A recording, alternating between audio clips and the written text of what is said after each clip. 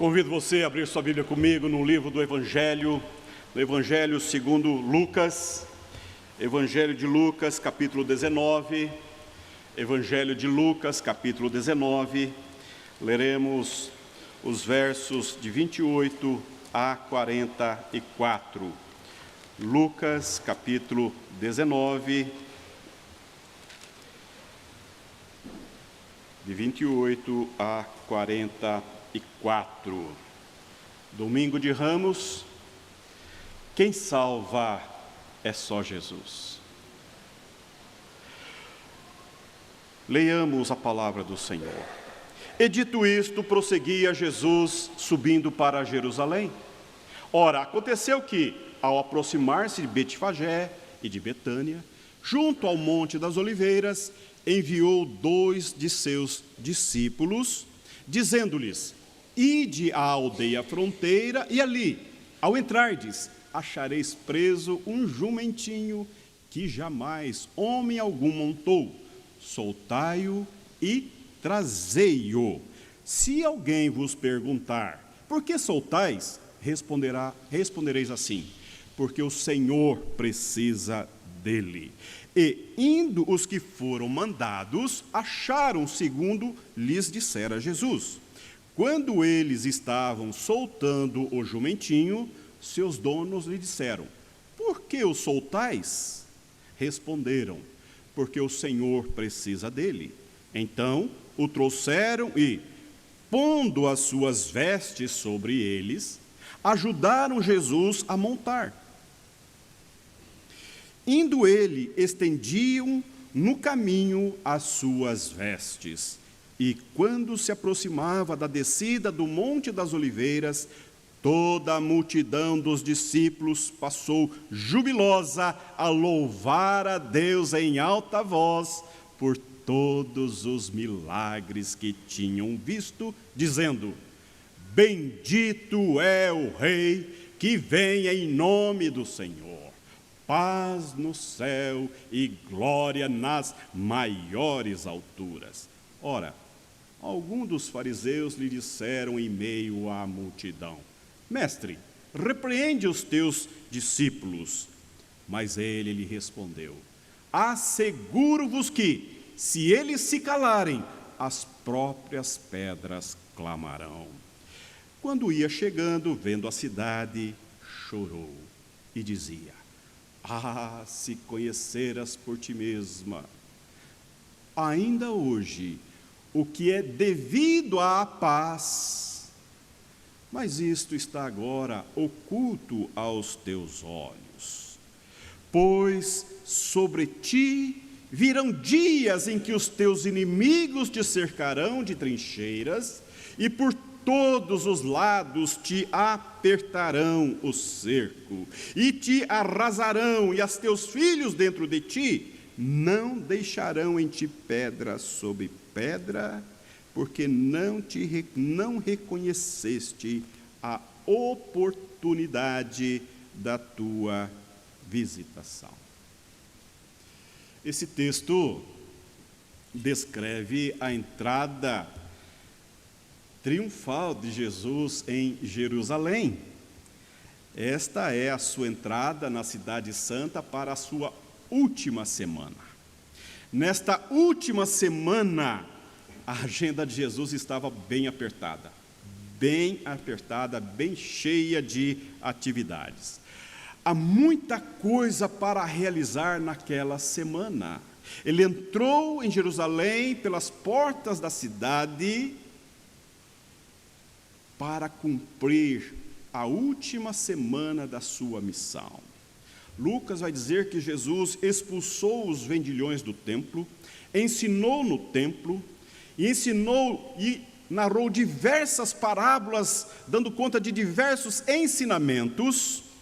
Ele proferiu seu sermão profético, ele teve o embate com os escribas. João também vai relatar que Jesus lava os pés aos seus discípulos naquela semana, que Jesus indica aquele que há de traí-lo. Jesus resume toda a sua lei naquela semana baseada no amor. Jesus avisa a Pedro que Pedro irá negá-lo, Jesus também conforta os seus discípulos, está lá no João 14, Jesus promete também aos seus discípulos o envio do Espírito Santo de Deus e revela a ação e a atividade do Espírito de Deus na vida dos discípulos. Jesus ora pelos seus discípulos, lá em João 17, Jesus agoniza no Getsemane, diz João, Jesus é traído, Jesus é preso, Jesus é apresentado ao Sinédrio, Jesus é traído, Jesus é açoitado, Jesus é apresentado perante Pilatos, Jesus é apresentado perante Herodes, Jesus volta diante do Sinédrio pela segunda vez, para Pilatos pela segunda vez, e a multidão clama, a multidão suplica pela sua crucificação. Jesus então é novamente açoitado, Jesus é escarnecido, Jesus é abandonado, Jesus carrega a sua cruz. Jesus é crucificado, Jesus morre, Jesus é ressurreto. Uma semana cheia. Jesus chega no domingo, no primeiro dia da semana, para cumprir uma agenda bem apertada, bem difícil. Jesus entra aclamado e sai crucificado. Jesus entra amado e sai odiado. Jesus entra como rei e sai como bandido. Jesus é recebido e depois banido. Jesus sabia o que iria acontecer. Jesus sabia exatamente o que haveria de acontecer sobre si em Jerusalém. Ele tinha consciência, ele tinha segurança, ele tinha certeza que isto também fazia parte da sua missão. E ele foi, e ele se colocou, e ele avançou para a sua última semana, sabendo que tipo de morte receberia. Jesus sabia que muitos o feririam, Jesus sabia que poucos ficariam, Jesus sabia que a sua alma seria dilacerada, Jesus sabia que seu corpo seria entregue como oferta pelo pecado, como sacrifício vivo e santo, agradável a Deus. Jesus sabia que o seu sangue seria derramado como oferta pelo pecado. Jesus sabia que a sua alma seria encharcada pelo pecado do seu povo. Jesus sabia que Deus o Pai se agradaria de fazê-lo enfermar. Jesus sabia que foi precisamente para esta hora que ele veio. Esta semana de Jesus não foi apenas uma semana apertada. Essa semana foi o ápice do seu ministério, porque a cruz romana, símbolo de morte, Deus a transformou em símbolo de vida. Na cruz, Jesus ligou o céu com a terra. Na cruz, Jesus, o Cristo de Deus, se fez maldição por nós. Na cruz, Jesus, o Cristo, sorveu cada gota do cálice da ira de Deus. Na cruz, Jesus levou sobre si os nossos pecados. Na cruz, Jesus pagou a dívida que era contra nós. Na cruz, Jesus nos perdoou. Na cruz, Jesus nos justificou. Na cruz, Jesus nos salvou. Agostinho de Hipona vai falar sobre isso da seguinte forma: Deus morreu pelos homens. Quem é Cristo, diz Agostinho, senão aquele que no princípio era a palavra, e a palavra estava com Deus, e a palavra era Deus. A palavra de Deus se fez carne e habitou entre nós. Se não tivesse tomado a nossa natureza e carne mortal, Cristo não teria possibilidade de morrer por nós. Mas, deste modo, o imortal pôde morrer e dar sua vida aos mortais. Fez-se participante da nossa morte para nos tornar participantes da sua vida. Oh glória, glória, glória ao nosso Deus. A semana passou, Cristo sepultado, silêncio em Jerusalém. Mas, no domingo seguinte, no primeiro dia da semana, enquanto os líderes religiosos celebraram a morte de Jesus, enquanto o diabo e seus asseclas festejavam ardentemente a morte do Filho de Deus, enquanto os discípulos de Jesus amedrontados se escondem, Deus está trabalhando. Deus está agindo, Deus está movendo sua mão poderosa, os céus movem as entranhas da terra, Deus está movendo os seus céus, baixando a terra. Cristo sai da sepultura, Cristo ressurge em glória, corpo glorificado, corpo sarado, corpo transformado. Jesus ressuscitou. Oh, meu irmão, oh, minha irmã, glórias, glórias, glórias ao Senhor. Os grilhões da morte não detiveram o Senhor da vida. Onde está, ó morte, a tua vitória? A vida venceu a morte. Jesus está vivo. Nova semana se inicia. Novo tempo o Senhor inaugura. Nova vida está proposta aos que creem. Jesus ressuscitou. Aleluia.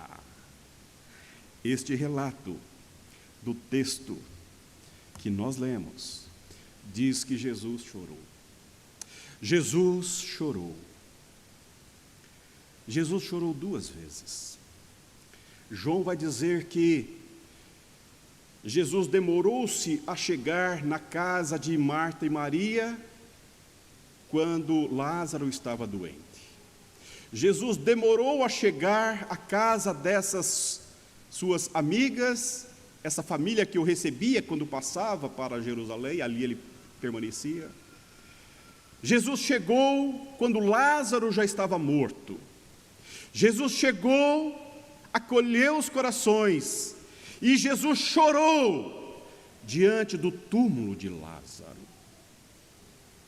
Jesus também chorou, diz-nos o texto, quando olhando para Jerusalém, ele dá a sua profecia. Jesus chora por Jerusalém, a cidade santa. Por que Jesus chorou? Qual é o motivo do choro de Jesus? Ele profetiza sobre o templo novo que Herodes erigiu. Ele chora a incompreensão do povo de Deus. Não entenderam a visitação do Senhor, rejeitaram a pedra principal, rejeitaram o Cristo, a incredulidade, a dureza do coração daquela gente. Jesus chora porque o seu povo não olha para o Deus da história. Meus irmãos, minhas irmãs, deixa-me falar uma coisa para vocês. Meu coração está alegre porque nós estamos restaurando o nosso templo. Esse templo foi construído há mais de 25 anos. Grande esforço foi empreendido na construção deste templo para cumprir fielmente o projeto daquele arquiteto que contemplou, que pensou essa arquitetura tão bela para o nosso culto. Você e eu, todos nós, o conselho, a igreja, a sua liderança, as famílias, todos nós participamos desse processo de restauração da casa do Senhor, da casa de Deus. Esse lugar é dedicado para a adoração ao Deus da nossa fé. Esse lugar é dedicado, ele foi colocado nessa região da cidade para celebrar, adorar, prestar culto ao Senhor, como hoje estamos fazendo aqui.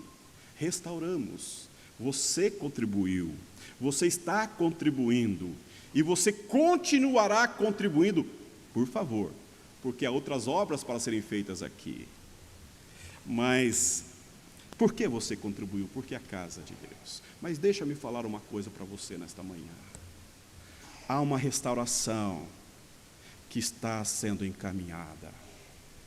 Há uma restauração que Deus está promovendo no meio do seu povo. Há uma restauração. Aquela boa obra que Deus começou na vida do seu povo, Ele quer completá-la. Nesta manhã, domingo de Ramos, quando nós estamos celebrando, lembrando-nos da entrada triunfal de Cristo Jesus pelas portas de Jerusalém, isso me remete à minha memória no dia em que o meu Salvador me salvou, tirou-me do lamaçal do pecado, tirou-me da perdição, transportou-me para o reino do Filho do seu amor. Esta obra maravilhosa, gloriosa, extraordinária, que o Espírito de Deus realizou na tua história, na tua vida, no teu coração, no teu peito, que fez vibrar a tua alma. Esta obra, Ele quer completá-la, Ele quer concluí-la. E nesta manhã, eu quero convidar você a não ser motivo de choro de Jesus, a não ser motivo de choro do Cristo da nossa fé, mas que você compreenda, mas que você perceba, mas que você se aproprie de todos os eventos extraordinários que Deus realizou em Cristo Jesus naquela semana, pela tua vida, pela tua história, por aquilo que Deus em Cristo Jesus realizou na cruz do Calvário para salvar-te, para resgatar-te, para tirar-te da vil vida, para dar-te vida com gosto de vida. Oh, meu irmão, oh, minha irmã, nós vamos celebrar a Páscoa do nosso Salvador, e nós não podemos celebrá-la a menos que nós tenhamos a consciência, a percepção, a compreensão que os olhos da fé nos dão.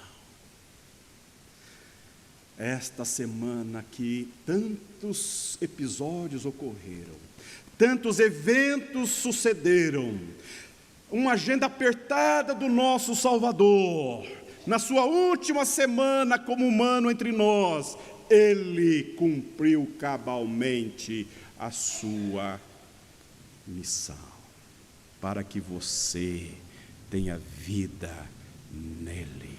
Eu quero concluir a minha fala convidando você, em primeiro lugar, nesta semana,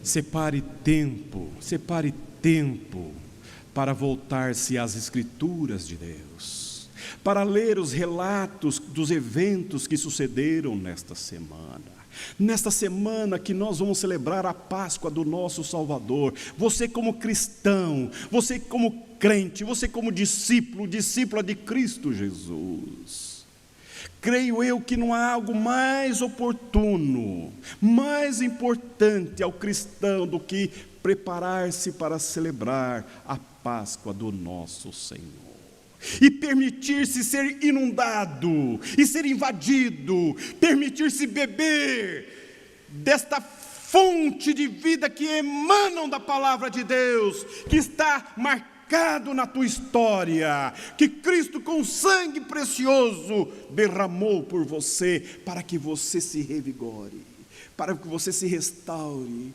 para que você clame, para que você suplique, para que você se derrame diante do eterno Deus Senhor da tua história. Oh, meu irmão, oh, minha irmã, nós não somos do mundo, nós não somos nossos. Deus comprou-nos com precioso sangue para a glória do teu nome. Portanto, celebrar a Páscoa do Senhor há de se preparar condignamente.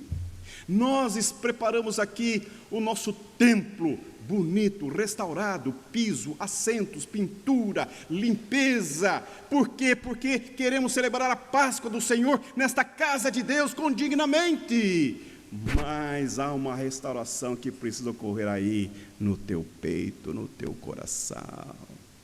Desarmar-se, despojar-se, tirar as imundícies, as impurezas, abrir o coração, rasgar a alma, deixar o pulso extravasar da alma na presença do eterno Deus, dar nomes a esses pecados que estão aninhados no peito, deixar que a graça de Cristo inunde o vosso coração, que o Espírito de Cristo purifique a tua alma, lava-te completamente, para que você viva a vida com gosto de vida, com sentido de vida. Oh meu irmão, oh minha irmã, nada menos que isto nos está proposto, nada menos que isto.